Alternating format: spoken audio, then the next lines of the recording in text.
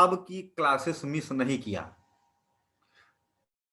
क्योंकि हम जो पढ़ाएंगे तो उसमें बहुत सारी ऐसी चीज भी ऐड करेंगे, इधर उधर की इकोलॉजी इन्वायरमेंट की भी चीजें जो उस टॉपिक से जुड़ी होंगी, ओशनोग्राफी से जुड़ी हुई चीजें, मतलब कि एडवांस क्लाइमेटोलॉजी अगर आपको समझ में आ जाती है तो आपको पूरी ज्योग्राफी समझ में आ जाती है, इकोनॉमिक्स समझ में आ जाती है, एग्रीकल्चर समझ में आ जाती है ना, ह्यूमन ज्योग्राफी, मतलब लगभग लगभग सब चीजें आपको आ जाती हैं, एक ही साधे सब सधे। ठीक है, तो इस कारण से अभी की क्लासेस जो है बहुत ज्यादा इंपॉर्टेंट क्लासेस हैं, जिसको हम लोग कोशिश करेंगे कि मिस ना हो। अगर हो भी जाती हैं तो रिकॉर्डिंग सुन करके, और कोई डाउट हो तो आपस में डिस्कशन करके, तब भी ना समझ में आए तो हम ही हैं, है ना, हमसे पूछ लीजिए। तो इस तरह से इसको हम लोगों को अच्छे से समझ लेना, क्योंकि इसमें से मेंस तो छोड़िए, इंटरव्यू में भी और प्री में भी बहुत सारे क्वेश्चंस यहां से फंसेंगे। तो जैसा कि हम लोग जानते हैं कि जो ग्रुप ए था, तो हम लोग शुरुआत भी कहां से करेंगे, ग्रुप ए से ही करेंगे, और एक एक को जैसे एक्सप्लेन करने के लिए कहता तो उसको एक्सप्लेन करते चलेंगे। तो इसमें सबसे पहले ये बताइए, क्या कहते हैं, देवेंद्र जी आप बताइए, ग्रुप ए को कितने कैटेगरी में क्लासिफाई किया था?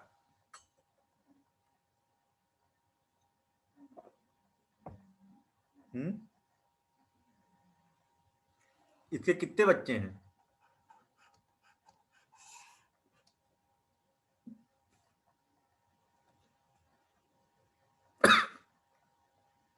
नहीं पता? अच्छा बाबा तुम ही बताओ। 3 है सर, AF AM कौन कौन से? AW, AF हाँ, AM AW। बहुत बढ़िया। AF AM और AW। AW तो AF का ट्रॉपिकल, मतलब क्या होता है? ट्रॉपिकल पहले बात तो ये समझ लें कि सारा एक ट्रॉपिकल वाला है, ठीक है। हाँ, AF वाला, एक ग्रुप ही ट्रॉपिकल है। हाँ ये तो एक ग्रुप ही ट्रॉपिकल है, उष्णकटिबंधीय ट्रॉपिकल का, है। जी। ये तो पूरा ग्रुप ही उष्णकटिबंधीय है ना? पहले वाले में वो हो जाएगा वेट वाला, ट्रॉपिकल वेट हो जाएगा, दूसरा वाला मानसूनी हो जाएगा, तीसरा वाला वेट एंड ड्राई हो जाएगा। वेट एंड ड्राई, AW का मतलब यही होगा। जी। वेट एंड ड्राई किस तरह का वेट एंड ड्राई? विंटर जिसमें शुष्क रहती है, विंटर ड्राई सीजन। हाँ बिल्कुल, ड्राई विंटर्स, है ना। हाँ ऐसे कर लीजिए। वेट एंड ड्राई है, लेकिन ड्राई कब है? विंटर में। सर्दियों में, वो जो है, सर्दियों में। हाँ सर्दियों में यहाँ रेनफॉल नहीं होगी, यानी rainfall occurs in summer, winters. Summer. हाँ sorry, summer, summer rainfall occurs in summer sir. Summer. ठीक है, तो जी अब इसमें पहला वाले को अगर एक्सप्लेन करने के लिए आ जाए, है ना, पहला वाला कोई एक्सप्लेन करने के लिए आ जाए, AF, तो यहाँ से हम लोग शुरुआत करते हैं। ये तो हमारे यहाँ का आ जाएगा, मानसून वाला, अपने भारत का जी tropical monsoon type of climate, tropical wet and dry climate, उष्णकटिबंधीय शुष्क एवं नम जलवायु वाला क्षेत्र। और ये, लेकिन सबसे पहले हम लोग AF से स्टार्ट करने चल रहे हैं, जिसे कहते हैं सदाबहार वनों की जलवायु। भूमि। ठीक है, हाँ अच्छा, ये तीनों ग्रुप की बात करें तो कितना डिग्री से कितना डिग्री के बीच में आते होंगे?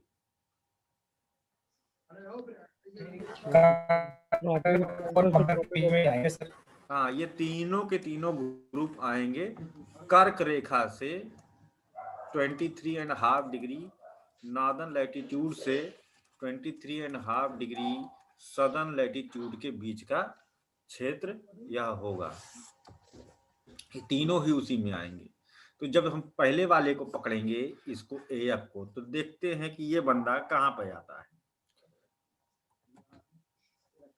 अब इसी को उठा लेते हैं सर। एक छोटी सी बात, जी बताइए। इसमें ए स्मॉल एस नहीं आएगा क्या? ऐसा है नहीं, शुष्क ग्रीष्म काल जहाँ पर हो, ना वर्षा शीत ऐसा काल में। ऐसा A कैटेगरी वाले में है नहीं कहीं। तमिलनाडु नहीं आ सकता सर? नहीं, वो तो ये पूरे एक बृहद स्तर पर देखा जा रहा है, बड़े लेवल पर देखा जा रहा है ना। वो एएम में जो है बड़ा बृहद कैटेगरी, उसके अंदर अलग अलग जोन है, सब कैटेगरी के अंदर बहुत स्मॉल कैटेगरी, उस छोटे से एरिया में की बात नहीं करते हैं। जैसे मान लीजिए हम लोग अपने घर में बैठे हुए हैं, तो रेनफॉल हमारे लोग के कमरे के अंदर नहीं आ पा रही है, तो हम अपने कमरे को हम क्या लिखेंगे फिर? हमारे रूम के अंदर रेनफॉल नहीं हो रही है, रेनफॉल नहीं होती, तो हम अपने रूम को क्या देंगे? ना यहाँ पर ठंडी में हो पाती है, ना गर्मी में हो पाती कमरे के अंदर, तो यानी हम अपने कमरे को क्या कैटेगरी दे देंगे? Desert, BW।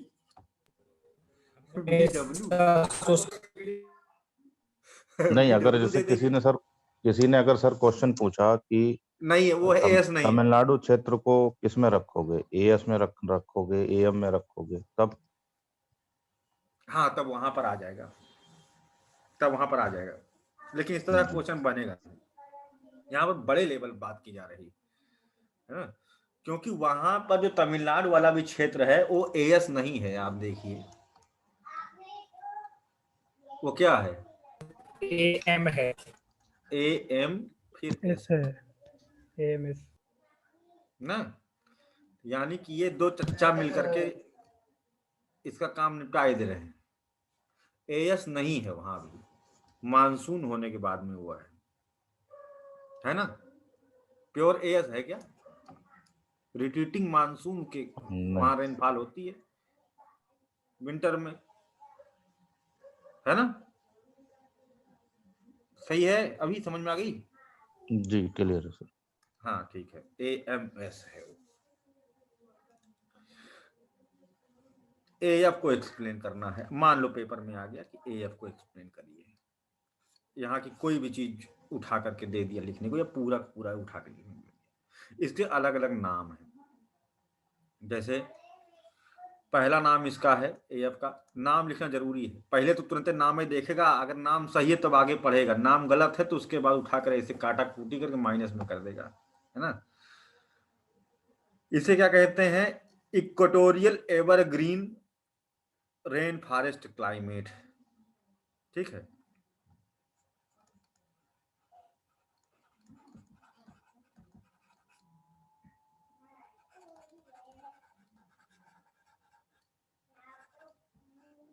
Equatorial evergreen forest भी कह सकते हो इसे, ऐसे भी लिख के आ सकता है, या इक्वेटोरियल रेन फॉरेस्ट क्लाइमेट, विषुवत रेखीय सदाबहार वन, ठीक है, विषुवत रेखीय सदाबहार वन की जलवायु। दूसरा नाम है tropical moist broad leaf forest, tropical moist broad leaf forest, उष्ण कटिबंधीय नम चौड़ी पत्ती वाले वनों की जलवायु, उष्ण कटिबंधीय नम चौड़ी पत्ती वाले वनों की जलवायु। हॉट वेट इक्वेटोरियल क्लाइमेट, उष्ण नम विषुवत रेखीय जलवायु, हॉट वेट इक्वेटोरियल क्लाइमेट, उष्ण नम विषुवत रेखीय जलवायु। Lowland equatorial rain forest climate, ठीक है, निम्न भूमि विषुवत रेखीय वर्षा वाले वनों की जलवायु, ठीक। ये इसका निम्न वाला सर रिपीट कर दीजिए, निम्न। हाँ, lowland equatorial evergreen rain forest, ठीक है, निम्न या निचले स्थलखंड, मतलब निम्न स्थलखंडीय, ठीक है, मतलब कि स्थलखंड ऊंचा नहीं है, विषुवत रेखीय सदाबहार वनों की जलवायु या वर्षा वाले वनों की जलवायु। कोई भी नाम इसमें से आप एक नाम भी लिख दोगे तब भी बहुत काम हो गया, लेकिन मान लो पेपर में नाम ही वही उठा के दे दिया कोई, तो थोड़ा सा भी कंफ्यूजन नहीं होनी चाहिए। अब बात आती है कि ये पाया कहाँ जाता है।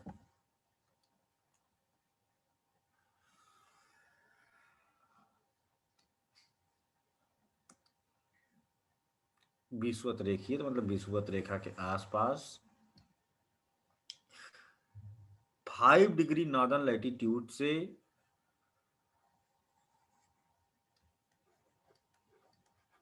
5 डिग्री सदर्न लैटिट्यूड के बीच का क्षेत्र होता है। और ये क्या है? 0 डिग्री इक्वेटर विषुवत रेखा। ये प्रेशर बेल्ट शिफ्ट होती हैं तो ठंडी और गर्मी में प्रेशर बेल्ट शिफ्ट होती हैं, लेकिन जंगल नहीं शिफ्ट होता। इतना ध्यान रखना कि यहाँ पर ये गलती नहीं करेंगे कि यहाँ पर दिमाग लगा दिए ज्यादा और लिख दिए कि ये जलवायु का क्षेत्र 5 डिग्री उत्तरी अक्षांश से 5 डिग्री दक्षिणी अक्षांश के बीच पाया जाता है, लेकिन सर्दियों में या फिर खिसक जाता है 5 डिग्री इधर, और गर्मियों मतलब जंगल कैसे खिसक जाएगा? ये सोचने वाली बात है। घर वर वायुदाब पेटी से सब खिसक गए, है ना? 5 डिग्री, 1 डिग्री में कितना किलोमीटर हो जाता है? 111। 111। हाँ 111। 555 किलोमीटर दूर शिफ्ट हो गए, है ना, ठंडी गर्मी में। तो ऐसा नहीं होता है। वायुदाब पेटी खिसकती है, लेकिन यहाँ की दशाएं ऐसे रहती ही हैं। परमानेंट वाली हम बात कर रहे हैं। अच्छा, तो ये हो गई इनकी अवस्थिति की बात। ठीक, अब बात आती है कि कौन कौन से क्षेत्र हैं जो इनके प्रभाव क्षेत्र में आते होंगे।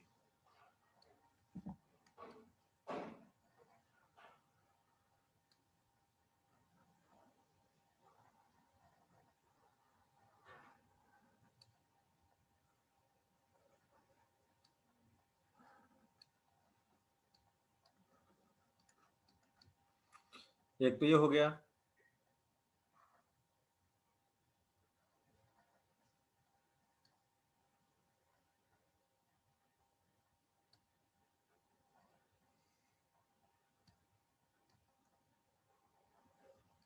ये हो गया।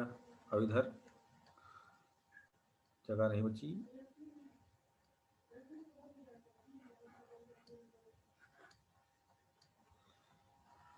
यानी कि लोकेशन की हम बात ही कर लें, यानी आप ये देख रहे हो कि ये साउथ अमेरिका कॉन्टिनेंट से होकर के जा रहा है, अफ्रीका से जा रहा है, और ब्रुनेई से जा रहा है, इंडोनेशिया के आगे पपुआ न्यू गिनिया है, वहां से जाएगा, है ना। वर्ल्ड मैप भी बना दूंगा मैं, अभी चिंता की बात नहीं है। अच्छा, ये वो क्षेत्र है जो डोलरम पेटी वाला क्षेत्र है, ITCZ, inter tropical convergence zone जिसे कहते हैं। डोल ड्रम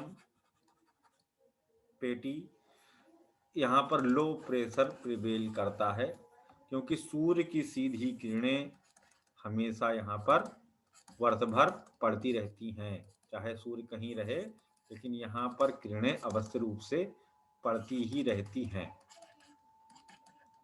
इस कारण से सरप्लस सोलर रेडिएशन ये रिसीव करता है यह क्षेत्र, अतिरिक्त मात्रा में सूर्यातप यह प्राप्त करता है। No tropical cyclones can affect this region, so far known as the doldrum calm zone. शांत परिक्षेत्र है, क्योंकि यहाँ पर चक्रवातीय घटनाएं नहीं देखने को मिलती हैं। नीलिमा, यहाँ चक्रवात क्यों नहीं आते?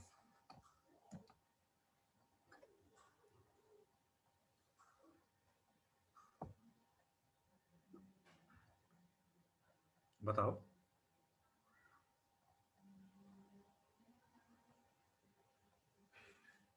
अरे बताओगी, इतना बार पढ़ा चुकी हो, 4 बार तुम पढ़ चुकी हो ज्योग्राफी और ये टॉपिक अब तक। नहीं बोलोगी?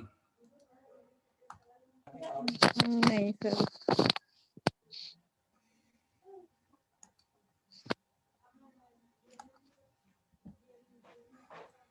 अच्छा, वर्षा मिश्रा जी, यहाँ पर सबसे लेट में जो है, सबसे लेट में, हाँ सबसे लेट में, हाँ यस यहाँ सर। पर जितने हुए, हाँ, वो बताएंगी। हाँ सर, सबसे यहाँ लेट पे में ज्वाइन की। कोरियालिस हाँ सर, यहाँ पे कोरियालिस फोर्स नगण्य होता है इसलिए। बिल्कुल सही बात है, यहाँ पर कोरियालिस फोर्स नगण्य होता है, ठीक है। इस कारण से ये डिफ्लेक्टिव फोर्स के ना होने के कारण यहाँ पर कभी चक्रवात इस क्षेत्र में नहीं आते हैं, ठीक। जो इनके जंगल हैं, है ना, कौन कौन से हैं, कहाँ कहाँ पे हैं? एक तो यहाँ पर कौन सा वाला है, ब्राजील वाला, क्या अमेजन। नाम है? हाँ, अमेजन। अमेजन। अमेजन क्यों कहते हैं? क्योंकि रिवर जाती है, अमेजन नदी यहाँ से निकलती है। Amazon rain forest. लेकिन इनका असली नाम जानते हो क्या है? सेल्वास, ये नाम पूछा गया है। इन सदाबहार वनों का नाम क्या है? सेल्वास,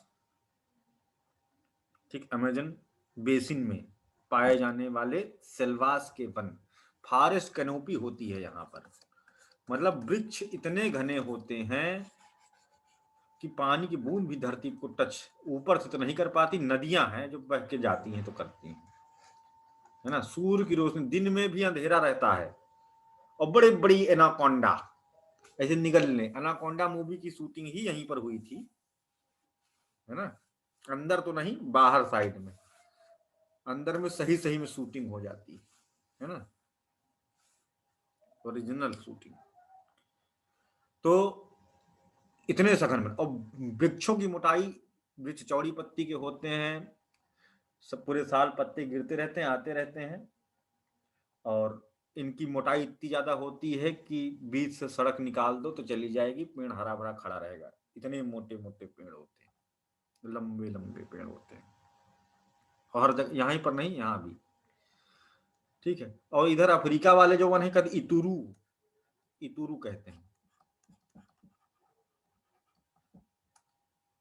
जो अफ्रीका के जंगल हैं उनको कहते हैं इतुरू।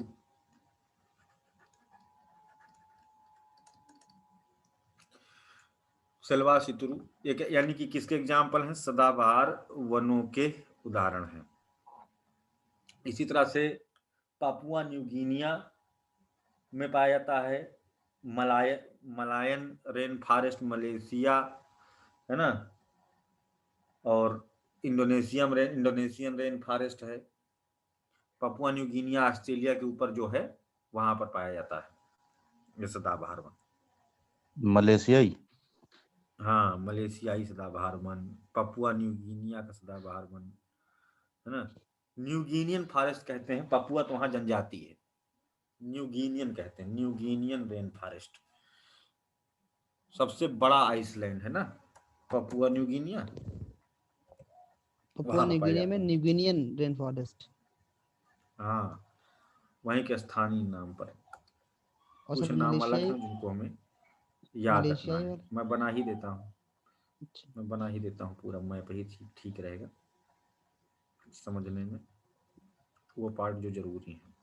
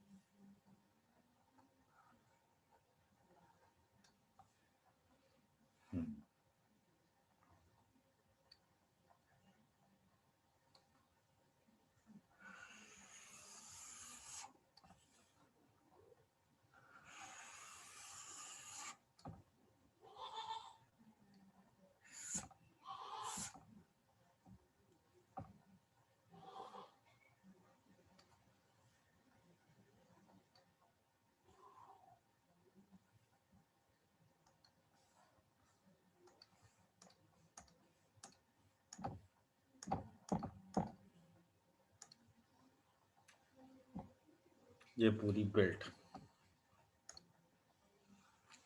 यही है जिसके बारे में हम लोग अभी चर्चा कर रहे हैं।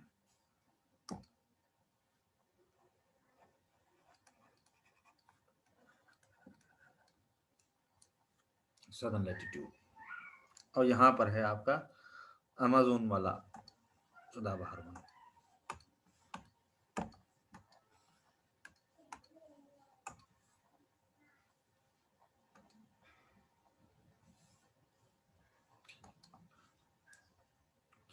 अब बात आती है कि सबसे पहले हम लोग इसके बारे में बात करें कि यहाँ पर तापमान की दशा कैसी होती होगी। तो इसके बारे में हम लोग पहले भी चर्चा कर चुके हैं हल्की फुल्की, तो आप ही लोग बताइए, है ना, कि यहाँ पर तापमान की दशा कैसी होती है। अत्यधिक तापमान होगा sir. Average temperature coldest month का सर 22 डिग्री से ज्यादा रहेगा। अच्छा, मतलब कोल्डेस्ट मंथ होता है यहाँ, मतलब एक एवरेज बताया जा रहा है, ऐसे तो कोई मतलब मंथ नहीं होता है, कोई विंटर मंथ होता ही नहीं है। हाँ यहाँ पर बस हर बार महीने गर्मी रहती है। पूरे वर्ष temperature is constant in these regions. यहाँ पर तापमान सदैव नियत रहता है, पहली बात। एंड कितने के अराउंड रहता है लगभग, एवरेज अगर हम देखेंगे तो 27 डिग्री सेल्सियस, ठीक है, लगभग हमेशा रहेगा। ऐसा तापमान इसका हमेशा रहेगा। मीन्स नो विंटर सीजन, कभी भी यहां सर्दी नहीं पड़ती है। और daily rainfall after the afternoon, दोपहर के बाद रोज वर्षा, रात में भी हो सकती, ठीक है। इस कारण से पानी बहुत ज्यादा होता है और इस कारण से लोग 3 फुट के ऊपर घर बनाते हैं, पेड़ों के ऊपर, पेड़ काट करके उसके ठूंठे के ऊपर घर मकान बनाते हैं। मकान क्या बनाते हैं, इसी बनाते हैं ट्राइबल लोग जंगलों के अंदर। वेरी हैवी प्रेसिपिटेशन, ठीक है, more than 250 centimetres, daily cloudiness and heavy precipitation, जो कि तापमान को नियंत्रित करता है। यहां पर तापमान क्यों नियंत्रित हो जाता है, क्योंकि जब बादल छाया रहेगा आसमान में तो वो अल्बीडो इफेक्ट से ज्यादा गर्म नहीं होने देगा और रेनफॉल हो जाने से भी वातावरण काफी हद तक ठंडा हो जाता है। तो इसका भी लाभ इसको देखने को मिलेगा। Regular land and sea breeze, ठीक है, maintain the temperature in the coastal region, तटवर्ती क्षेत्रों में चलने वाली सागर समीर एवं स्थल समीर भी तापमान को नियत रखती हैं। Temperature differential are least in comparison to other region of the world, विश्व के अन्य क्षेत्रों की तुलना में यहाँ पर तापांतर की दशा कैसी होगी, नगण्य, around little variation in temperature, day and night के टेम्परेचर में अराउंड 3 डिग्री सेल्सियस का मान लो अंतर हो गया तो हो गया। और same for the annual temperature distribution, मतलब कि चाहे दिन हो चाहे रात हो, है ना, तापमान कैसा रहेगा, एक बराबर बना रहेगा। अच्छा ये बताओ भाई कि रात में कैसे तापमान एक बराबर बनेगा, ऐसा क्यों, रात में तापमान क्यों कम नहीं हुआ ज्यादा? अरे ब्लैंकेटिंग इफेक्ट भी हो, क्लाउड है भाई, वो एब्जॉर्ब भी करता सर है। और मॉइस्चर भी तो है। मॉइस्चर है, heat लैटेंट absorb हीट है पर्याप्त मॉइस्चर भी मात्रा है में। सर। हाँ, जितनी तो सर इस absorb कारण होगी, से उतनी का effect है। टेम्परेचर डिफरेंशियल क्या होता है, लीस्ट होता है। और टेम्परेचर डिफरेंशियल के बारे में हमने बात करा था, है ना, कल वाली क्लास में किया था कि नहीं, और उसके पहले हमेशा करते आए। नीलिमा अब तुम बताओ कि टेम्परेचर डिफरेंशियल क्या होता है।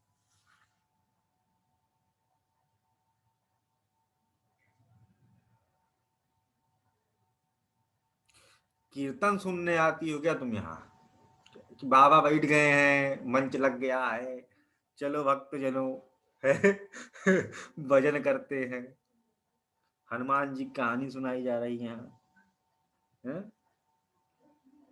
रामायण चल रही है। हाँ,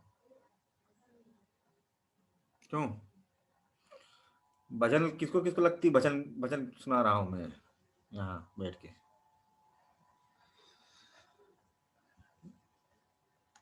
प्रसाद, हाँ बिल्कुल ब्रिजेश जी, देखिए एकदम 4 दिन हुआ इनको आए, इनको पता है ना, बच्चों वाला क्वेश्चन। चलो अगली बात आती है प्रेसिपिटेशन, वर्षण दर। तो वर्षा पूरे साल होती है, रोज होती है, दोपहर के बाद तो होती ही है, सुबह सुबह भी हो जाती, रात में भी हो जाती है ना। और 250 से 300 सेंटीमीटर तक की रेनफॉल यहाँ पर होती है। मतलब कभी भी ऐसा नहीं होता है कि 150 सेंटीमीटर से कम हो। मोर देन 250 सेंटीमीटर, ऐसे लिख सकते हैं। Annual average rainfall is about is always more than 250 centimetre. ठीक है, 250 सेंटीमीटर से अधिक वार्षिक औसत वर्षामान यहाँ पर हमेशा होता है। There is no single month without the rainfall. कोई एक भी ऐसा माह नहीं होता जिसमें कि रेनफॉल ना हो। ठीक है, तो महीने में लगभग कितना सेंटीमीटर की रेनफॉल हो जाती है? अराउंड 6 to 10 सेंटीमीटर, 6 से 10 सेंटीमीटर वर्षा यहाँ पर महीने में औसतन हो जाती है। ठीक है, अब यहाँ पर एक 20 हो जाएगी ना सर, 20 सेंटीमीटर। 20 कैसे हो 250 से जाएगी? ज्यादा ही है। 12 महीने तो 12 दूनी 24, 12 एबव महीने होते हैं, 250 से ज्यादा है 6 सर to वो। 10 सेंटीमीटर, मतलब कम से कम। वहां 250 मिनिमम है, तो यहाँ 6 से 10 सेंटीमीटर मिनिमम है। हाँ ये ठीक है, हम मिनिमम की बात कर रहे हैं यहाँ पर, कि इससे कम तो नहीं होगी। ठीक है, अब बात आती है कि यहाँ पर सर्वाधिक रेनफॉल वाले माह कौन से हैं। तो बताइए कौन से माह होंगे भाई? सबसे ज्यादा वर्षा यहाँ पर किस माह में होनी चाहिए? मार्च और सितंबर। क्यों? मार्च और सितंबर। मान लो ईश्वर मैं रेखा सही पे होता कहता है हूँ, उसमें। मैं अगर मैं कहता हूँ कि हम मार्च और सितंबर यानी सोलिस्टिस मंथ, इक्विनॉक्स है सर वो तो। Equinox, sorry equinox month. मतलब मैक्सिमम, सूर्य विषुवत रहता है सर। हाँ मैक्सिमम रेनफॉल अकर्स इन इक्विनॉक्स मंथ। विषुवत रेखीय माह में सर्वाधिक वर्षा होती है क्या? होनी तो चाहिए इसी माह में, लेकिन कब होता? 21 मार्च और 23 सितंबर, मतलब मंथ एंड हो गया है ना, महीना खत्म हो रहा है। तो फिर हम उसको कैसे मान सकते हैं कि औसत कंप्लीट कर लेगा वो सर 10 मिड दिन में? मार्च टू मिड अप्रैल ऐसे कह सकते हैं। नहीं, पानी से मॉइस्चर आता है और पानी को गर्म होने में थोड़ा समय लगता है, क्या होता है, टाइम हमने लगता है। बताया था ना कि महासागरों का जल गर्म होने में थोड़ा सा समय लगता टाइम है। लेता है और ठंडा होने में भी थोड़ा टाइम लेता है, स्पेसिफिक हीट के कारण, विशिष्ट ऊष्मा के कारण, है ना, होता है।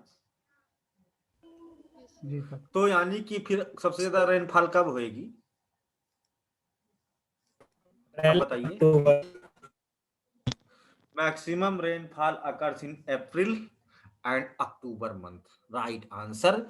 Just after the just sorry इस बार बार बोल दिमाग में, just after the equinox month. Maximum rainfalls occur just after the equinox month. ठीक है, विषुव माह के ठीक बाद के माह सर्वाधिक वर्षा वाले होते हैं। अच्छा ब्रिजेश जी, क्या आप जानती हैं विषु माह कौन से होते हैं? नहीं तो बता देंगे हम, क्योंकि आपने सर अभी विश्वत रेखा और देशांतर रेखा तो पता है, वैसे ज्यादा मुझे आइडिया नहीं है।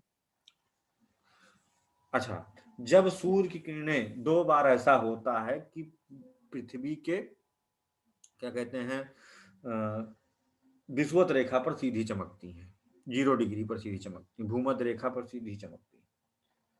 तो जब वो 2 बार होता है तो कौन कौन से डेट होते हैं? 21 मार्च जिसे कहते हैं स्प्रिंग इक्विनॉक्स, बसंत विषुवत, और 23 सितंबर को कहते हैं शरद विषुवत। पतझड़ वहां शुरू हो जाती, बसंत में नए कल्ले आते हैं वृक्षों में। तो इन्हें कहते हैं, क्योंकि ये माह फिर विषुव माह कहलाते हैं।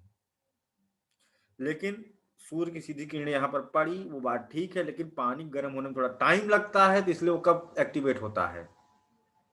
तो कब ज्यादा मात्रा में मॉइस्चर पहुंचा पाएगा उपलब्ध? जब ज्यादा गर्म होगा, यानी कि कुछ दिन बाद, यानी अप्रैल, मार्च में ना होकर के अप्रैल का महीना ज्यादा वर्षा वाला होगा। वैसे ही अक्टूबर का महीना, तो यानी maximum rainfall occurs in the equinoxes month, तो गलत हो जाएगा ऑप्शन में अगर दिया गया है। क्या सही होगा? Just after the equinoxes month, maximum rainfall occurs just after the equinoxes month. Clear? अभी समझ में आया आपको? और किसी को डाउट यहाँ पर? ये पूछा गया प्रश्न है ना प्री में, इसलिए मैं कह रहा हूं। क्लियर है। अच्छा, लीस्ट रेनफॉल मंथ कौन कौन से होंगे? सबसे कम वर्षा वाले माह कौन से होंगे?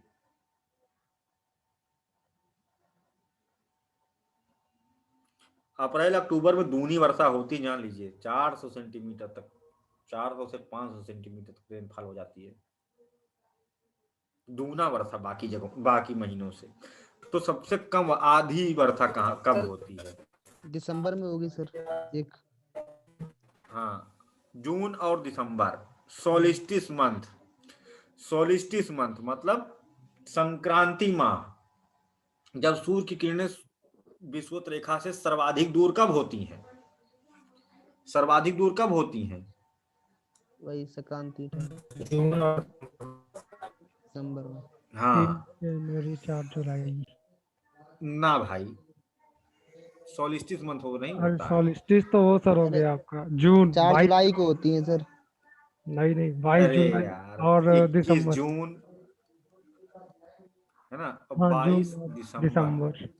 सूर्य देवता 22 यहाँ दिसंबर। होंगे 22 दिसंबर में, और जून में सूर्य देवता तब भी ऊपर चले गए हैं, यानी सूर्य देवता अब यहाँ पर नहीं है, जहां पर कि क्लाइमेट पाया जाता है, ये वाला, ये। तो सबसे कम वर्षा कब होगी? जून और दिसंबर माह में सबसे कम वर्षा होगी। अच्छा, दिन भर में सर्वाधिक वर्षा कब कब होती है? कितने बजे से कितने बजे तक सर्वाधिक वर्षा होगी? 12 से 2 के बीच में। 12 से 2 के 12 बीच। से 4 के बीच में, 4 के बीच में। 2 बजे के बाद ही होएगी। मान लो 3 तो बजे से 6 बजे की तक, ठीक है, 3 बजे से 6 बजे तक बेहतरीन वर्षा होगी। क्यों? 12 के बाद तुरंत क्यों नहीं हो जाएगी? वो तपने में टाइम लगेगा, उसको गर्म होने थोड़ा में सा टाइम लगेगा। कंडेंस होने के लिए थोड़ा ठंडक चाहिए, टाइम लगेगा। संघनन के लिए समय चाहिए। और हैवी एवापोरेशन अगर इन आफ्टरनून, दोपहर में तो बहुत बढ़िया सर्वाधिक वर्षा हो, सॉरी, दोपहर में तो बहुत बढ़िया एवापोरेशन हो जाएगा, वाष्पोत्सर्जन हो जाएगा, है ना। तो उसके बाद ही तगड़ी और बेहतरीन वर्षा देखने को मिलेगी। ठीक, एकदम क्लियर हो गया बात। अब हम जी लोग सर। आते हैं यहाँ पर वनस्पतीय विविधता किस प्रकार की पाई जाती है विषुवत रेखीय क्षेत्र में। तीसरी बात पर आते हैं, तापमान सर पढ़ डाले, वर्षा सर पढ़ एक डाले। क्वेश्चन छोटा सा है तीसरा सर। पॉइंट, हाँ हाँ पूछो। ये जो 21 जून 22 दिसंबर बताया ना, ये तो संक्रांति माह, नेट संक्रांति माह पे ही होगा ना ये न्यूनतम वर्षा, ना हाँ कि हाँ, पहले बाद बिल्कुल वाला, नेट है ना? संक्रांति, हाँ हाँ, वही ठीक नेट। ठीक है सर। क्योंकि दूर चला गया है, क्योंकि उसके बाद तो फिर से ये विषुवत रेखा की तरफ अग्रसर होने लगेगा जी ना। बिल्कुल। 21 जून के बाद वो फिर किधर को आना शुरू करेगा? सितंबर की तरफ आना शुरू हो जाएगा। सूर्य नहीं हाँ, आता है, सूर्य नहीं आता है। सन रे जब पृथ्वी अपरेंट, घूमने लगेगी। हाँ, हाँ हाँ, शिफ्टिंग ऑफ सोलर रेडिएशन ऐसा कहेंगे। जी जी। तो ये अब उसके बाद तो इधर को आना शुरू कर देगा, ये इधर को आना शुरू कर देगा, तो हम क्यों कहेंगे नहीं जुलाई में जाएगा? नहीं कह सकते ना, हम्म, क्योंकि जुलाई में तो फिर से जुलाई माह में वो विषुवत रेखा की तरफ अपना बढ़ने लगे विचलन हुए कर हैं। रहा है। क्लियर? जी सर। ठीक है। अगला बात आता है कि विषुवत रेखीय परिक्षेत्र में वनस्पतीय विशेष प्रकार की वनस्पतीय विविधता पाई जाती है। उदाहरण सहित कारणों की समीक्षा कीजिए। ठीक है, उदाहरण सहित आप बताइए कि इतनी अधिक अच्छी खासी जैव विविधता क्यों पाई जाती है। बायोडायवर्सिटी रिच रीजन, दुनिया में सर्वाधिक अच्छी जैव विविधता यहाँ पाई जाती है। तो पहली छोटी सी सरल बात है कि यहाँ पर सर्वाधिक जैव विविधता पाए जाने के कारण क्या हो सकते हैं। इस बात पर प्रकाश डालने के लिए हम कहते हैं, नरवानी चली गई नहीं है, राहुल जी आ गए। गुड़िया तुम बोल सकती हो?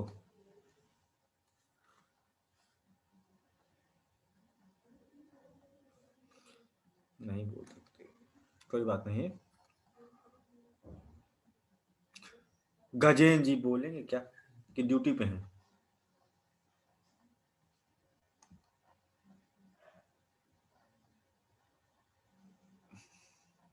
कोई बात नहीं राहुल जी, क्या कर सकते हैं। चलो अभिषेक तुम ही बता दो। सर एक तो सबसे अच्छा रीजन यहाँ पर वर्षा का है। वर्षा सबसे अच्छी होगी तो क्या होगा, प्लांट्स या जो पेड़ कह लीजिए, अभी बात हो रही थी, बहुत ज्यादा मात्रा में होंगे। पेड़ ज्यादा होंगे तो जो जो क्या नाम, जीव जंतु वगैरह हैं, उनको आश्रय अच्छा मिलेगा, रहने की जगह अच्छी मिलेगी, खाने पीने का स्थान मतलब खाने पीने के साधन मिलेंगे अच्छे, है ना। तो इस तरीके से उनको उनको ग्रो करने के लिए पर्याप्त सुविधाएं मिलती रहेंगी वहां पर। तो प्लांट्स भी अच्छे हो गए, जीव जंतु भी अच्छे हो गए, इस प्रकार से जैव विविधता ज्यादा अच्छी हो जाती है। देखो, अगर प्राइमरी प्रोड्यूसर ही सबके सारी फूड चेन को चलाते हैं, जी सर, वही बात है, प्लांट सबसे अच्छे हो रहे हैं ना यहाँ तो पर वर्षा अगर के कारण। प्राइमरी प्रोड्यूसर ज्यादा हैं तो सेकेंडरी भी होंगे, तो हम्म, फिर कार्निवोरस टर्सरी भी भी वहां पर ज्यादा जी मात्रा में होंगे, पाए जाएंगे। तो हम लोग मानव भी वहां पर उपस्थित होंगे, ओमनिवोरस भी, है जी ना। यानी पॉपुलेशन डेंसिटी भी इन रीजन में बहुत अधिक पाई जाती है, जनसंख्या घनत्व। तापमान अधिक होना तथा वर्षामान अधिक होना वनस्पतियों को सपोर्ट करता है, और वनस्पतियों पर आश्रित जीव जंतु भी बड़े पैमाने पर परिवर्धित होते हैं, और उन पर आश्रित जीव को भी सपोर्ट मिलता है। जीवन में जानते हो सबसे ज्यादा महत्वपूर्ण क्या चाहिए हमें? लग्जरी लाइफ नहीं, ऊर्जा। 2 वक्त की ऊर्जा। रोटी।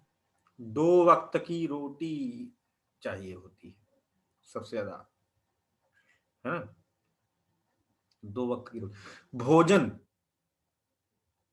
हर जगह देखो क्या कहते हैं, पापी पेट का सवाल, लोग कहते हैं ना, भीख मांगने वाले आते हैं जो कि पापी पेट का सवाल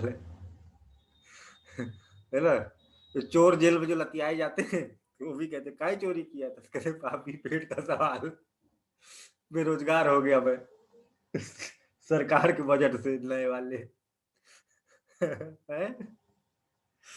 तो ये चीज जो है सबसे ज्यादा चाहिए हमें, भोजन की आवश्यकता है। अगर खाना है तो गर्माहट शरीर में बनी रहती है, नहीं तो कितनों कपड़ा पहने रहो ठंडी लगती रहती है, सूखे रहते हो। सबसे पहले चाहिए रोटी, फिर चाहिए कपड़ा, फिर चाहिए मकान। ये 3 जो है नितांत आवश्यक चीजें हैं हमारे जीवन में, और यहाँ तीनों ही उपलब्ध हैं प्राकृतिक तौर पर बड़े पैमाने पर जीव जंतुओं के लिए समुचित। तापमान भी है, वर्षा भी है, लग्जरी वनस्पतियां होंगी, और बहुत ही डेंस कैनोपी वाली सघन वन बितान वाली। कैनोपी मतलब वन बितान, ब्रांचेस एक दूसरे से यहाँ पर आलिंगन कर रही हैं, है ना, हम साथ साथ हैं, इस तरह की स्थितियां हैं। नेचुरल डिजास्टर भी नहीं है सर, चक्रवात नहीं आएगा, कभी सूखा नहीं पड़ेगी, हाँ ये हिमाच्छेदित सब, नहीं हाँ, होगा। हाँ बिल्कुल, ये सब अभी बात हुई थी, बिल्कुल करेक्ट बात है। और सुनिए, पेड़ पौधों की ग्रोथ पूरे साल चलती है, फल पूरे साल लगेंगे, पत्ते पूरे साल गिरेंगे तो नए पत्ते आते रहेंगे, यानी सीडिंग, फ्लोरिंग, फ्रूटिंग, सारा कुछ पूरे साल चलेगा। कोई ऐसा माह नहीं कि जिसमें कहीं नहीं है फल, यानी कि फल फूल सब कुछ पूरे साल पूरी तरह से लोगों के लिए उपलब्ध है। अब बात आती है कि बड़े वृक्षों की बात करें तो कौन कौन से वन हैं, कौन कौन से वृक्ष हैं जो इस क्षेत्र में पाए जाते हैं। बहुत ही कठोर लकड़ी वाले वन होते हैं, बहुत ही मोटी लकड़ी वाले वन होते हैं, चौड़ी पत्ती वाले वन होते हैं, जैसे चिनकोना, रबड़, ये पूछा भी आता है, ठीक है, डाईवुड, सैंडलवुड, महोगनी, इबोनी, है ना, ये सब नाम बहुत जरूरी हैं। महोगनी का बोला ले हम, महोगनी, इबोनी, और क्या बताए? सैंडलवुड, डाईवुड, रबड़, हाँ, सैंडलवुड सिंकोना, कौन सा होता है? चंदन वाला सर, चंदन की लकड़ी। हाँ चंदन, ठीक है। डाईवुड डाईवुड, क्या था? डाईवुड ठीक है, भी, अब इसका जो है क्या कहते हैं, शकल तो हमें याद है, हिंदी में इसका नाम पता नहीं क्या कहते हैं इसको, है ना, जी। डाईवुड। सिंकोना को देखो पूछते इसका, कुनैन के लिए। हाँ कई बार कुनैन की छाल, वो उसके लिए पूछा जाता है ना, यूपीपीसी में बहुत पूछा था ना, कौन सा बहुत पूछते पेड़ हैं इससे। वनस्पति से नहीं प्राप्त होता है, हाँ, पूछे कौन सा वनस्पति से नहीं प्राप्त होता है, तो उसमें जो है पूछा गया था इस बार भी, हाँ। इससे प्राप्त होता है कि नहीं सर, सिंकोना से? इससे होता है। इसी से प्राप्त होता है, छाल होती है इसकी, उसी में से निकालती कुनैन। जैसे कि छाल को हल्का सा छीलोगे तो उसी अंदर वो क्या कहते हैं, सफेद सफेद लगी रहती है, उसी छील लेते हैं, निकाल लेते हैं उसी को बाहर, वही बना लेते हैं कुनैन। कुनैन का कहाँ इस्तेमाल होता है?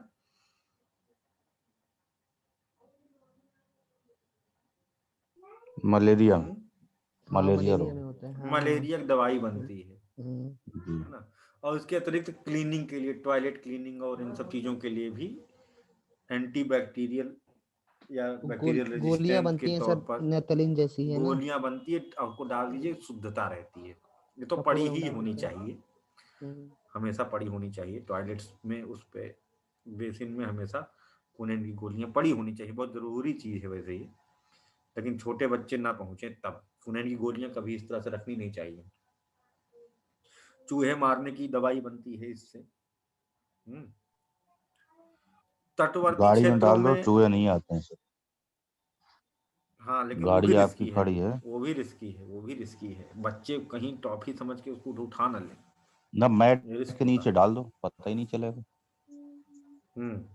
वो मैट के नीचे अपने डाली है गाड़ी, और दो उसमें अरे धागे में हमारे बांध दो। गाड़ी में पता नहीं कहाँ से घुस जाते हैं चूहे, मैं आज तक नहीं समझ पाया हूँ कि ये आते हाँ, कहाँ से।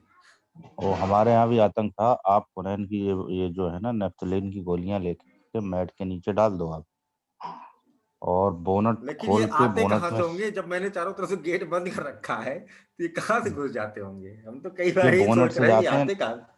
बोनट से डैशबोर्ड से निकलते हैं सर ये। हम्म अब वो कैमरा लगवाया था उसमें, तो पूरा उसका रूट ट्रैक किया। अच्छा, आप इसी का हवा खाते आते हैं। बोनट आप खोलिए, अच्छा। बोनट खोलने के बाद दो हाँ, पुड़िया 4-4 गोलियों के दो या चार जो भी है उनको बांध बना के और आगे उसमें भी लटका दीजिए, तो बोनट में भी उसकी महक रहेगी, अंदर की तरफ डैशबोर्ड में भी डाल दो 2-3, और मैट के नीचे आप चलिए डाल दो कर, चारों तरफ, पीछे पीछे जहां पर टूल बॉक्स वगैरह रहता है डिग्गी में वहां भी डाल दो। हम तो 4 पैकेट डाले थे तब जाके अब क्योंकि मिजाज अगर बन गया। 4-5 दिन अगर नहीं निकाले गाड़ी जी, तो उसमें सब ये जो है गंदा कर देते हैं सब, जो है बहुत। ये डालो आप कतई नहीं आएंगे, क्योंकि चूहा मार दवाई डालोगे कहीं अंदर मर गया तो और नहीं नहीं, दिक्कत। वो हम डालते नहीं, हम मारना नहीं चाहते किसी को, मारते नहीं हैं। हाँ, हम भी नहीं डालते, ये जुगाड़ सबसे बढ़िया है। चलिए इसको करेंगे, पक्का है। अब चलिए, अच्छी बात हो गई, इसी बहाने परेशान हो गया हूँ मैं, तार वार काट देते हैं ना, एसी तार काट दी है, पता नहीं क्या क्या कर दिए हैं हमारे साथी लोग। ठीक है, तो आगे हम लोग बात करते हैं। गुड, कुनैन वाला टॉपिक अच्छा निकला है। हाँ, mangrove, mangrove forest, coastal region में मैंग्रोव के वन जो पाए जाते हैं, बड़ी हाई क्वालिटी के, मतलब बड़े ऊंचे ऊंचे, जो है प्राची जी हैं क्या, ये घूम के आई हैं वहां, नहीं है आज? अरे बड़े धुरंधर आज गायब हैं सब। हम्म, नरवानी भी हाँ अभी तो आ गई। हाँ, तो अभी घूम के आई हैं मैंग्रोव के वनों में, बड़े बड़े ऊंचे ऊंचे मैंग्रोव के वन होते हैं, छोटे मोटे नहीं होते हैं। ठीक है, तो ये हो गया। दूसरी बात, यहाँ पर एपीफाइट प्लांट पाए जाते हैं, पराश्रयी पौधे, परजीवी नहीं है ये, पराश्रयी पौधे हैं। पराश्रयी मतलब कि आश्रय लेते हैं लेकिन उससे खाना पीना नहीं लेते हैं। एपीफाइट प्लांट जिन्हें कहते हैं, सर अधिपादप कहते हैं इन्हें। अधिपादप, अधिपादप, हाँ। अधिपादप। अधिपादप, हाँ। एपीफाइट, अधिपादप भी कह सकते हैं आप इन्हें। ठीक है, जो एनसीईआरटी वाला शब्द ही इस्तेमाल कर लीजिए, ठीक रहेगा। अच्छा, ये क्या, किस प्रकार का संबंध रखते हैं, थोड़ा इकोलॉजी से जोड़ना पड़ेगा। हमने कहा था ना हर जगह मिलेगी। ये किस तरह के पौधे होते हैं, क्या ये अमरबेल होते हैं, और ये नहीं। क्यों होते हैं यहाँ पर, ये यहाँ पर क्यों पाए जाते हैं? कोमल पौधा जो होता, बताऊं सर? हाँ बताइए, जो कोमल पौधा सरल होता सरल है, भाषा। हाँ बिल्कुल सिंपल, पौधा क्योंकि छोटा होता है और नीचे दलदली जमीन होती है, नमी ज्यादा रहती है, प्रकाश उसको मिल नहीं पाता है, तो पौधे के लिए प्रारंभिक अवस्था में विकसित होने के लिए कम नमी चाहिए, प्रकाश भी सीमित चाहिए, तो उसको एक सहारे की आवश्यकता होती है। तो सहारे के लिए किसी दूसरे पौधे के ऊपर, उसकी पत्तियों पर, उनके तनों पर, या ऐसी जगह पर जहां पर उनको पर्याप्त मात्रा में धूप और नमी से उनका बचाव हो सके, ताकि उनकी जड़ें ना सड़े, वो अपना एक बेस बना, आधार बना लेती, उसी के ऊपर पौधा विकसित होता है। जब वो विकसित हो जाता है तो अपने आप वहां से टूट कर नीचे की तरफ गिर जाता है, जमीन में सेट हो जाता है।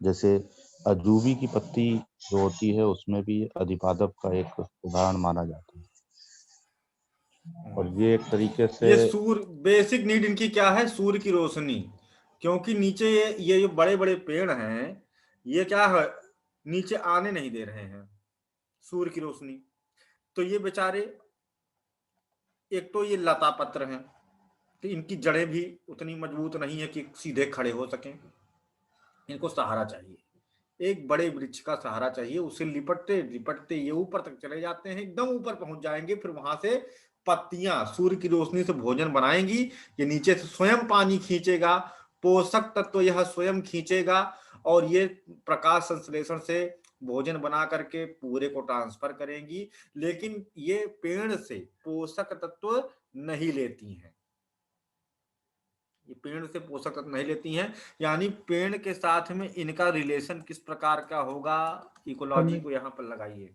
कमेंसलिज्म, इनक्विलिनिज्म उसमें सर। है भोजता। कमेंसलिज्म में, जीरो और प्लस, जीरो प्लस, जीरो और जीरो और प्लस, सर जीरो उसमें भी प्लस। इनक्विलिनिज्म वाला जो था रिलेशन, वो नहीं, उतना डीप मत जाओ, इससे सिंपल बात करो यहाँ, हाँ तो जीरो ना, प्लस सीधे। जीरो प्लस का रिलेशन, ठीक है, कमेंसलिज्म, यहाँ पर देखने को मिले। हिंदी में क्या कहते हैं कमेंसलिज्म? सहभोजिता। सहभोजिता। सहभोजिता। हाँ, सहभोजिता। एक को कोई फर्क ना पड़ रहा हो लेकिन दूसरे को उसके साथ रहने से फायदा हो जा रहा हो, ठीक है, तो वो कहता है 0+ का रिलेशन, ठीक है, उसके साथ रहने से फायदा हो जा रहा है, तो इसका तो फायदा हो जा रहा है। ये क्लाइंबर कहलाते हैं, क्लाइंब एपीफाइटिक है, क्लाइंबर कहलाता है। एक होता है लियनास। लियनास क्या करता है, ये ऊपर ही उगाता है, यहीं पर ऊपर वाली डाल पर, वहीं पर उगाता है लोग, उसका कोई नीचे से कोई कनेक्शन नहीं, मतलब ही नहीं। जो उन डालों पर, डाल बहुत मोटी मोटी है ना, उसके ऊपर जो मॉइस्चर है, जो रेनफॉल से जो मिट्टी जमी हुई है, उसी के ऊपर वो उगाते हैं, उसी के ऊपर उनका जीवन सर्वाइव होता है, तो उन्हें कहते हैं लियनास। तो क्लाइंबर एंड लियनास यहाँ पर पाए जाते हैं। दूसरी चीज, जो एक्वाटिक प्लांट होते हैं, पानी में रहने वाले, इन क्षेत्रों में पानी भी होगा, नदी बह ही रही है तो नदी किनारे किनारे होंगे, है ना। बाकी जो तालाब झील जगह जगह है, गड्ढे को पानी भरा हुआ है, वहां पर भी एक्वाटिक प्लांट पाए जाते हैं, वो भी विशेष प्रकार के होते हैं, ठीक है। ट्रॉपिकल रेन फॉरेस्ट में जो एक्वाटिक प्लांट हैं, adopted to the CAM photosynthesis, CAM प्रकाश संश्लेषण के लिए अनुकूलित होते हैं। ये बहुत इंपॉर्टेंट बात है। कैम प्रकाश संश्लेषण, क्रैसुलेशियन एसिड मेटाबॉलिज्म, इसको मैं डिटेल में पढ़ाया हूँ। यस जब सर। मैंने रिजल्ट पढ़ाया था जी तब सर। रितुल जी नहीं थे क्लास में। राहुल को पता है, भानु को, शिवेन को, इनको सबको पता है, मिहिर भी, हाँ, अभिषेक को भी पता है। बाबा तुम ही बताओ, थोड़ा खुश हो जाए तुमसे, नंबर 2 बार कम पाए हो, चलो खुश करो बढ़िया उत्तर दे करके, ऐसा कि समझ में आए दूसरों को भी, है कि हम ही समझा दियो तुम समझ लियो, ऐसा नहीं। जी सर। सर ये होता क्या है कि, हाँ होता क्या है कि सर यहाँ पर पानी बहुत ज्यादा होता है, ठीक है, तो पानी तो बहुत अच्छे से याद नहीं आ रहा है, थोड़ा सा याद है। पानी की प्रेजेंस में एक CO2, यार भूल रहे हैं, गड़बड़ है सब, पानी बहुत भूल रहे हैं ज्यादा सर, होता है, एक पानी में है तो पानी बहुत ज्यादा होता है तो होने चाहिए, उसमें क्या है, मतलब पानी का जीव है, उसको दिक्कत इसलिए क्योंकि पानी बहुत ज्यादा है। नहीं पानी तो ज्यादा है, लेकिन कुछ CO2 वाला कुछ सेक्टर है सर, यहाँ पर याद नहीं आ रहा अच्छी तरीके से, भूल रहे हैं एक चीज। तुमको बहुत दिन हो गया होगा ना, तो सुने तुम, हमसे सुने नहीं हो, कितना दिन हो गया हो तुमको नहीं सुने ढंग से? अरे याद कर लगे, रिवाइज दिए। बताता हूँ तुमको मैं, सैटरडे को तुम नहीं पास हुए ना, तुमको मैं बताऊंगा, दूसरा ऑपरेशन मैं करूंगा तुम्हारा। हाँ सीमेन बताओ।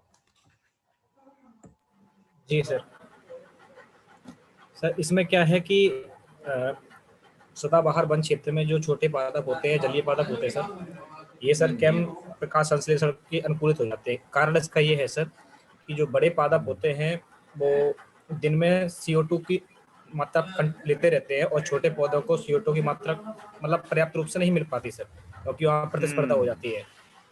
तो सर ये छोटे पादप क्या करते हैं कि दिन में मतलब सूर्य के प्रकाश को तो ले लेते हैं थोड़ा बहुत, और रात में जब ये सब जो बड़े वाले पेड़ है CO2 लेना बंद कर देते हैं, उस समय ये CO2 को लेते हैं। और सर एक कौन सा एसिड बताया था आपने, मैलिक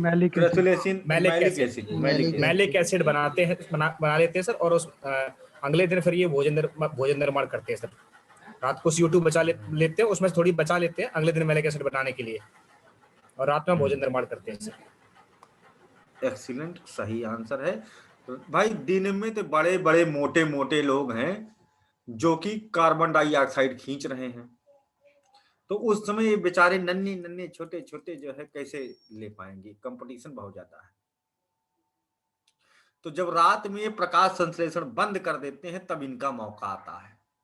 लेकिन सूर्य नहीं है तो कार्बन डाइऑक्साइड से भोजन तो तुरंत बना नहीं सकते, लेकिन इन्होंने सब्जी वब्जी काट कूट के रख लिया, सवेरे सवेरे केवल गैस पर चढ़ाना है, कहने का मतलब।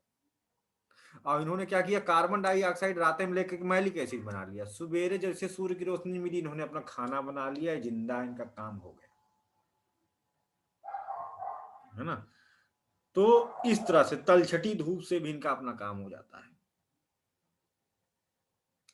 ना इनको बहुत ज्यादा सूर्य की रोशनी चाहिए, है ना, उसके लिए भी एडाप्टर में छांव में रहने वाले और हल्की, बहुत हल्की रोशनी में भी अपने आप अपना खाना बना लेते हैं, क्योंकि उस समय इनको कार्बन डाइऑक्साइड का संग्रहण नहीं करना है।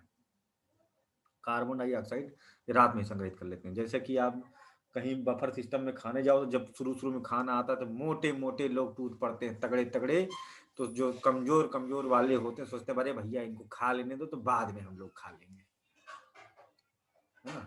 वैसा वाला सिस्टम यहाँ पर देखिए। रात में कार्बन सिक्वेस्ट्रेशन भी हो रही होती है सब। हाँ, कार्बन सिंक पानी में बढ़ जाता है रात में।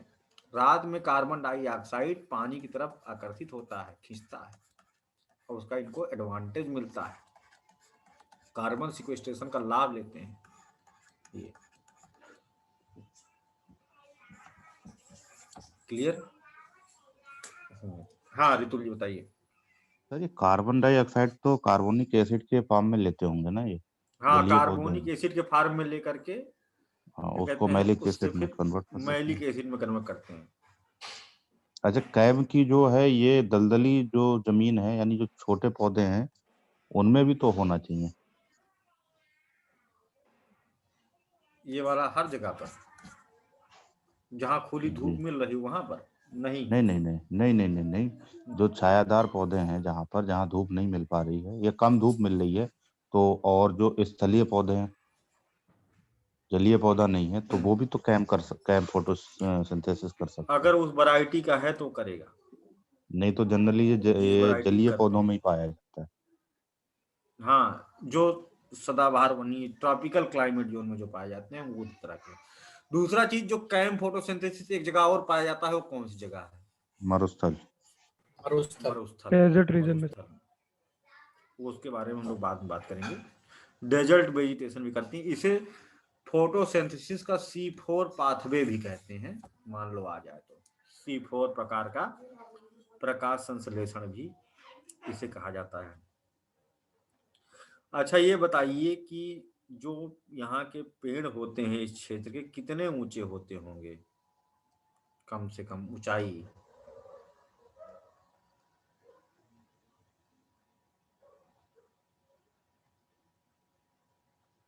कितने होते होंगे? मिनिमम 50 मीटर, सोचो 50 मीटर ऊंचे वृक्ष, ठीक है। रेडवुड पौधा दुनिया का सबसे ऊंचा पौधा होता है, ठीक है। एक क्या कहते हैं सेकुइया करके कोई नाम है ना, बहुत ऊंचा होता है, 115 मीटर 116 मीटर ऐसे करके ऊंचा होता है, करके नाम।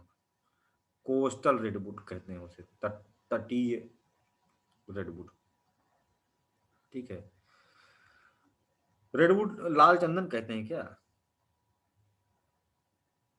रेड कलर का रेड होता है, उसका सैंडल लकड़ी काटो तो वो तो सैंडलवुड होता है, ठीक है। अच्छा, इनके नीचे घास फूस छोटे पौधे नहीं पाए जाते हैं, क्योंकि शैडो इफेक्ट देखने को मिलता है, इस कारण से ये पनप नहीं पाते। और ओरिजन इसके अतिरिक्त ओरिजन बन नहीं पाती है क्योंकि बारिश हो रही है तो उसको इरोड कर देती है। हाँ, सॉइल यहाँ की बहुत खराब होती है। एक बार अगर ये सदाबहार वन भी, ये भी क्वेश्चन पूछा गया है, कट गए तो पुनः पनपने में इन्हें बहुत समय लगता है, क्योंकि मिट्टी में इरोजन बहुत हुआ है, नदी बह रही है तो अपरदन ज्यादा करती है, ज्यादा अपरदन करती है तो कट गई मिट्टी, है ना, तो उसमें न्यूट्रिएंट्स की कमी है। और लीचिंग भी बहुत ज्यादा होती है, भी लीचिंग नीचे की तरफ चले जाना पोषक तत्वों का, ये भी बहुत अधिक यहाँ पर होता है। तो मिट्टी क्या है, पोषक तत्व तो इसमें अच्छे नहीं है, तो यह भी कारण है कि यहाँ पर छोटी वाली वेजिटेशन नहीं देखने को मिलती है। ठीक है, अगली बात आती है कुछ प्रजातियां विशेष, जैसे कि अमेज़न रेन फॉरेस्ट की तरफ उधर टाइगर की स्पीशीज पाई जाती है, जैसे भारत में जिसे कहते हैं टाइगर, तो वहां पर उसे कहते हैं जगुआर। जगुआर ज्यादा स्पीड रखता है हमारे वाले टाइगर से, लेकिन हमारे वाले टाइगर में ताकत ज्यादा होती है वहां वाले जगुआर से। इसी तरह से हमारे यहाँ बाघ होता है, वो शेर होता है लायन, तो वहां पर अमेज़न रेन फॉरेस्ट में शेर की प्रजाति पाई जाती है जिसे कहते हैं प्यूमा। ये पेड़ पर भी चढ़ सकता है, जबकि हमारे यहाँ का शेर पेड़ पर नहीं चढ़ सकता। लेकिन हमारे यहाँ का शेर जब गुर्राता है तो पेड़ पे जो जानवर बैठे होते हैं वो नीचे गिर जाते हैं डर से, उन्हें खा लेता है। जब शेर दहाड़ता है तो जानवरों के पैर बंध जाते हैं, मतलब कि वो डर के मारे आगे नहीं भाग पाते। शेर विल पावर से शिकार करता है, दौड़ा नहीं मारता है। जब दहाड़ता है तो वहीं गिर पड़ते हैं, जानवर भाग नहीं पाते हैं डर के मारे। जैसे कभी सपने में देखो डरते हो तो भाग नहीं पाते हो, पैर वैसा हो जाता है हालत। वो विल पावर से शिकार करता है, उसको इतना भरोसा होता है कि हिल ही नहीं पाओगे तुम, खा जाऊंगा तुमको, और कि विल पावर उस जानवर को आगे नहीं जाने देती, है ना। ये बात होती है, शेर की आंखों में देखोगे तो गए, तो पैर हिलना बंद हो जाएंगे। विल पावर होती है उसकी आंख में बहुत तगड़ी। तो प्यूमा दुनिया का सबसे बड़ा उड़ने वाला पक्षी, ये सब पूछा गया है इसलिए हम बता रहे हैं। इंडियन कॉन्डोर भी पाया जाता है, एंडीज के नाम से है, एंडीज के फुट हिल पर ब्राजील में पाया जाता है इंडियन कॉन्डोर नाम का पक्षी। और इसका सोचो कितना बड़ा होता होगा कि ये गाय को आसानी से पकड़ के उड़ा ले जाता है। ऐसे गाय जो है दुनिया का सबसे बड़ा उड़ने वाला पक्षी की प्रजाति है। ठीक है, और किसकी प्रजाति, गिद्ध की है। ठीक है, गिद्ध की प्रजाति है, और लगभग 150 सेंटीमीटर इसका स्पैन होता है, बहुत ताकतवर होता है। छोटा बछड़ा हो उड़ा ले जाएगा उसको। ये भी पाया जाता है इधर, गिद्ध की प्रजाति। 4 फुट 10.5 फुट का तो इसका पंख होता है, अगर पंख फैला दे तो 10.5 फुट का पंख, सोचो कितना बड़ा। इंडियन कॉन्डोर उधर पाया जाता है। तो ये हो गया।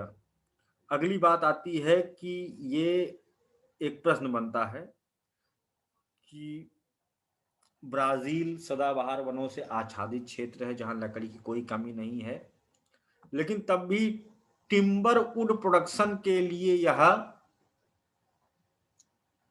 अच्छा नहीं माना जाता है। इस तब भी डिपेंडेंट है, दूसरी जगह से ये आयात करना पड़ता है। उसका कारण क्या हो सकता है? लकड़ी बहुत भारी होती है सर। हाँ, क्योंकि लकड़ी बहुत भारी होती है और पानी में तैरती नहीं, तो सख्त भी होती है बहुत ज्यादा। ट्रांसपोर्टेशन कास्ट जो होती है बहुत महंगी पड़ती है महंगा पड़ता है इसकी, और लकड़ी की क्वालिटी अच्छी नहीं होती है, पल्ला नहीं निकलता, काटोगे तो पूरा निकलेगा, बुरादा निकलेगा, पल्ला नहीं निकलेगा। अब बुरादा निकलेगा तो लकड़ी से सेब कैसे दोगे, पल्ला निकलना चाहिए। लकड़ी को काटने में भी बहुत ज्यादा इलेक्ट्रिसिटी खर्चा होगी। दूसरी चीज, काटने जाएगा कौन वहां जंगल में, चबा जाएगा ना कांडा, जीव निकाले इसे खड़ा होगा, है ना। तो ये कारण है कि ये टिम्बर वुड प्रोडक्शन में ये रीजन इंपोर्ट पर डिपेंडेंट हैं।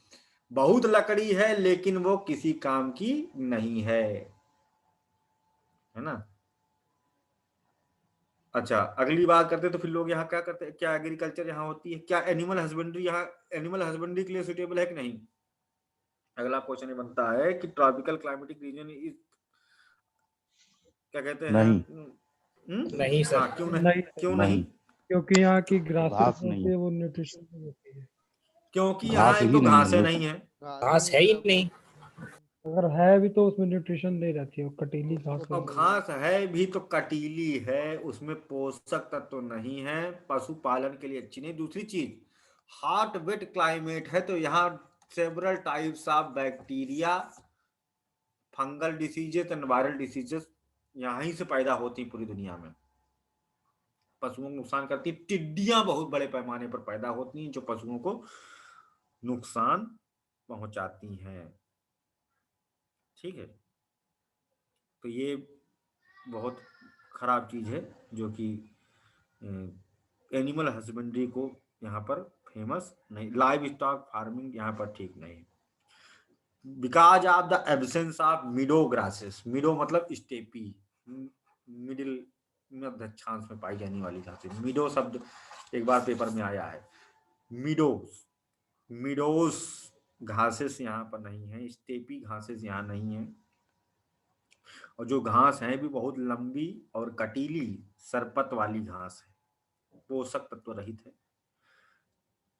अफ्रीका में जैसे टेस्टी फ्लाई जंतुओं को बहुत नुकसान करता है, अंधा कर देता है, बीमारी पैदा कर देता है।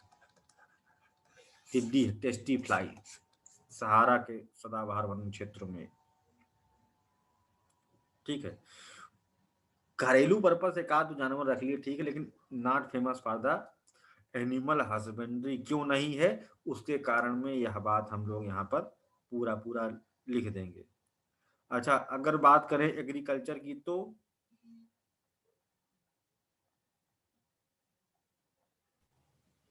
एग्रीकल्चर भी कम है सर, कम, बहुत कम है।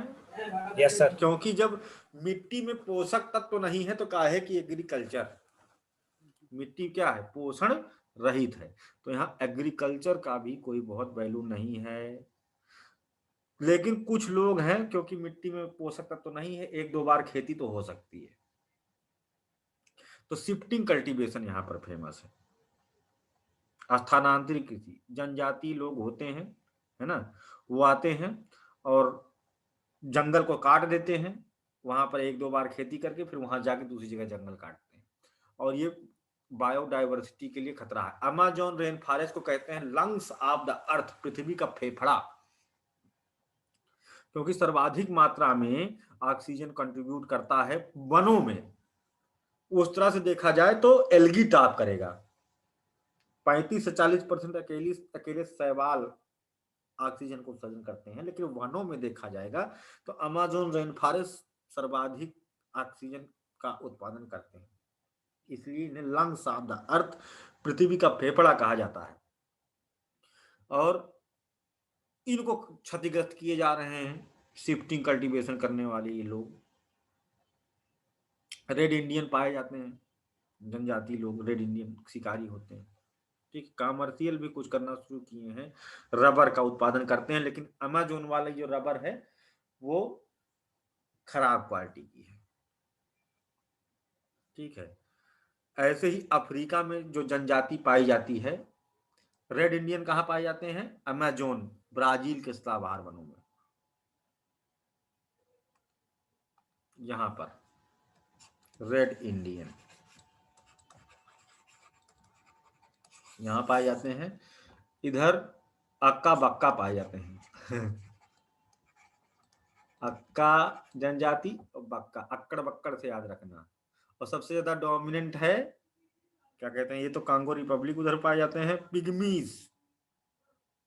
यहाँ पर अक्का बक्का पिग्मी, सबसे ज्यादा इंपॉर्टेंट पिग्मी, मिलान करने के लिए कई बार आया है। ये भी थोड़ा कमर्शियल एक्टिविटी शुरू कर दी हैं, यहाँ से नट्स इकट्ठा करते हैं, कोकोवा इकट्ठा करते हैं और बेचते हैं, और सबसे ज्यादा अमेरिका उसको खरीदता है, चॉकलेट इंडस्ट्री में जाता है, यूरोपियन और अमेरिकन चॉकलेट इंडस्ट्रीज में हो जाता है। ठीक है। सर पिग्मीज कौन? और इसी तरह से वहां पर क्या नाम है, मलेशिया के जंगलों में पाए जाते हैं, मलेशिया और इंडोनेशिया में औरंग असली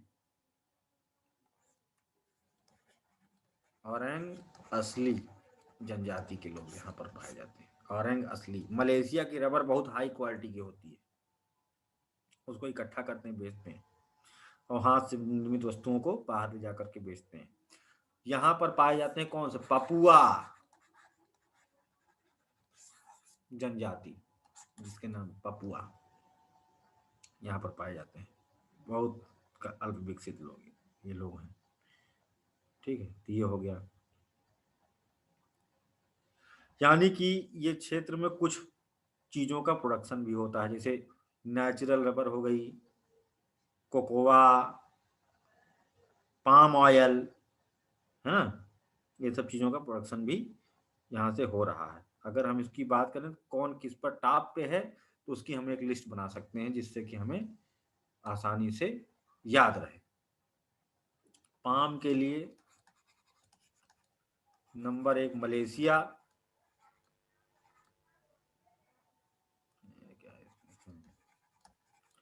और इंडोनेशिया। ठीक। गन्ना उत्पादन होता है, एक एग्रीकल्चर प्रैक्टिस भी है ब्राजील में। कॉफी, ब्राजील, पर्पलैंड है। रबर,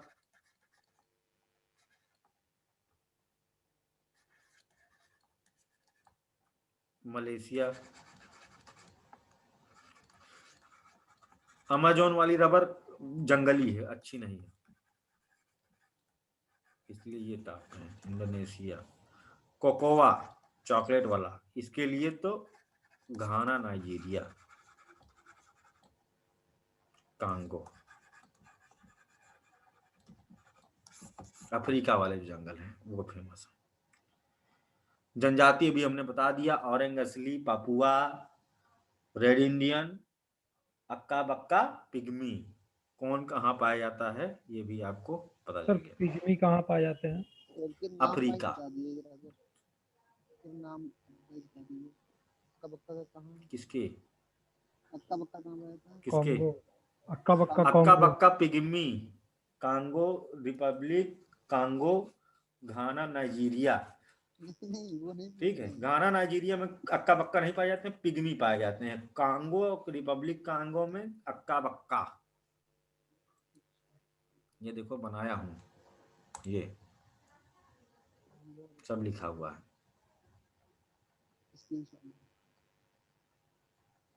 तो सबसे ज्यादा प्रोमिनेंट पिग्मी, मिलान करने के लिए आता है, ये कई बार पूछा गया है।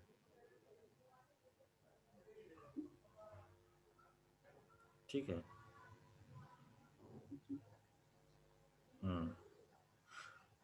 अब जो यहाँ पर घास पाई जाती लंबी लंबी सरपत वाली, अफ्रीकी क्षेत्र में उनका क्या नाम है ये भी पूछा गया है, ललांग।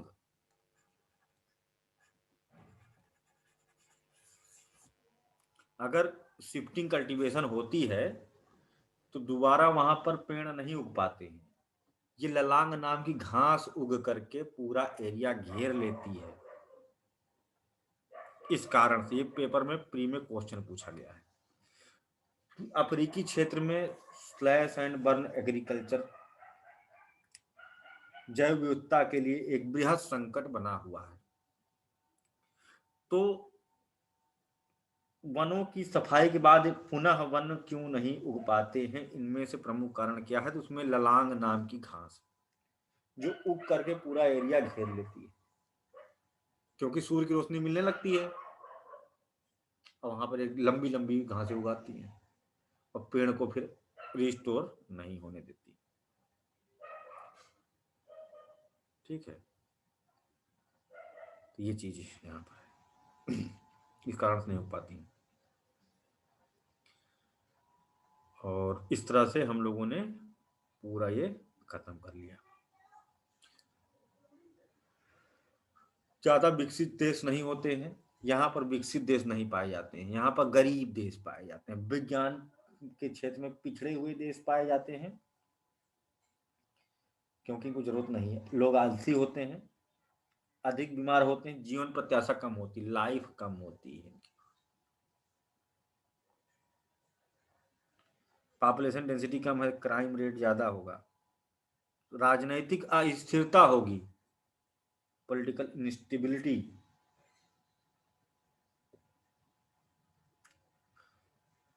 खाने पीने को सब मिल ही रहा तो दिक्कत किस बात की है ना। क्यों वो साइंटिफिक इन्वेंशन की जरूरत कोई है ये नहीं। जनसंख्या घनत्व अधिक होगा सर, अधिक होगा सर। बहुत ज्यादा, सर्वाधिक जनसंख्या घनत्व यहीं पर पाया जाता है। और क्यों वैज्ञानिक अनुसंधान क्यों करेंगे, जब आसानी से, जब बाहर निकलो, गए मुर्गी मार के लेके गए, बाहर गए बंदर मार के लेके, जो भी मिला सियार मार के लेके खा गए, बात खत्म। भूख लगी, कोई यहाँ पर भोजन स्टोर करके नहीं रखा कल के लिए, जंगल वाले क्षेत्र में निकले गए, जब भूख लगी भाला उठाए चल दिए, कोई ना कोई जानवर मिल ही जाएगा, फल फ्रूट मिल ही जाएगा, तोड़ के लेके आएंगे, जानवर मिला जानवर मार के लेके आए, शिकार करके लेके आए, गाते गुनगुनाते हुए, फिर बढ़िया उसको आग पर चढ़ा दिए, 4-5 लोग, आज तुम क्या मार के लेके आए, क्या सियार, अरे वाह चलो हैया हू नृत्य हुआ, ताड़ी उधर उबल रही है, ताड़ी पिए खाए, कल की चिंता नहीं है, कल की कल को देखेंगे, कल सो की गए। क्या, वो दोपहर की और शाम की चिंता नहीं करते हैं, वो चिंता करते ही नहीं है। चिंता करना मानव का काम है, आदि मानव और पशुओं का काम चिंता करना नहीं होता है ना।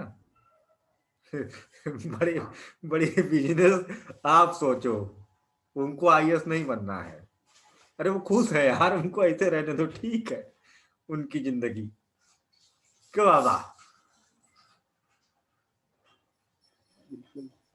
है।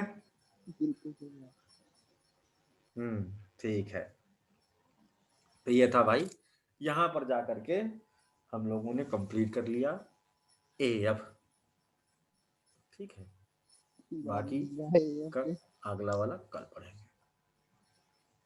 सर हाँ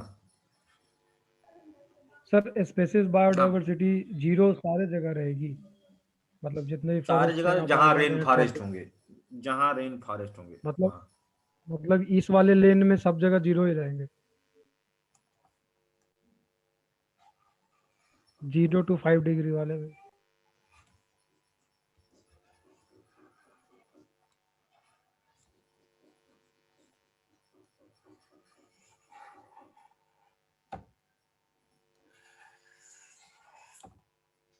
जी ये दीजिए ना, सब क्या जगह होगा जंगल सर? थोड़ी ना, 0 नहीं मतलब जहाँ जहाँ वो हाँ, जीरो क्या चीज है सर? अरे स्पेसिफिक अनकाउंटेबल, मतलब यहाँ की जैव विविधता की वैल्यू, मतलब यहाँ 0, पर अच्छा। काउंट नहीं की जा सकती, वो वाली ठीक बात। ठीक सर। चलो ठीक है भाई, समझ में आ गया सबको? आ गया सर। अभी सर कोपेन, ये तो बहुत लंबा चलेगा फिर कोपेन का, तो ये सर अरे बहुत लंबा है ये तो पूरा बहुत पढ़ना है इसमें, तो बड़ा लंबा है। अगर एक एक कैसे होगा तो फिर कम से कम 10-15 दिन तो इसी में लग जाएंगे। हाँ लगेंगे तो ही है, लेकिन इसी बहाने हम लोग सब चीज जान जाएंगे पूरी दुनिया की।